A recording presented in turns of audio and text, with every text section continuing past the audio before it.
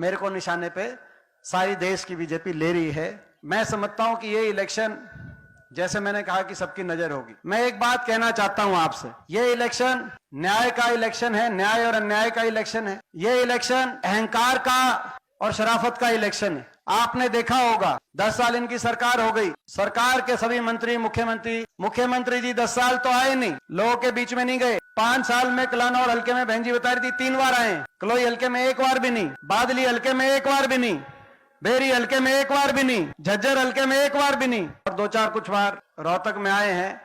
तो 5 साल कहीं किसी हल्के में 1 बार भी नहीं। और आखिर में जब जा रहे हैं, अब जनसंवाद, इलेक्शन का टाइम नजदीक आ गया तो जाना पड़ेगा, जनसंवाद कर रहे हैं। तो जनसंवाद में भी आपने इस सरकार के अहंकार का रूप देखा होगा। कोई मुख्यमंत्री जी से कोई कुछ कहता है तो वहीं जो सरकार का है, इस सरकार में इनमें अहंकार जो आ गया है, वो उस रूप में उसको जवाब देते हैं। हमारी एक महिला ने खड़ा होकर कहा कि जी कोई काम नहीं हुआ, देश में सबसे ज्यादा बेरोजगारी हरियाणा में हो गई, कोई फैक्ट्री आप खुलवाओ, तो बोला इनको चंद्रयान में बिठा के चांद में भेज दो। एक ने कहा कि जी कोई किसान की समस्या है, बोला इसकी उठा के पिटाई करवाओ दूसरी पार्टी से।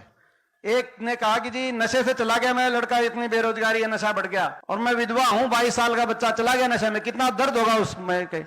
बोला इसने उठा के बाहर फिकवाओ। करनाल गए तो कहा कि जी जो है ये जो सिक्योरिटी है, ये सिक्योरिटी ऐसी नहीं है, ये धक्के मार के बाहर कर देगी। हम सत्ता में भी रहे, आपने भाई सत्ता में भी देखा, आपने विपक्ष में भी देखा, आपके भाई ने और इस बेटे ने धक्के खाए होंगे, किसी को धक्का मारा नहीं होगा। मैं आपको कहना चाहता हूं।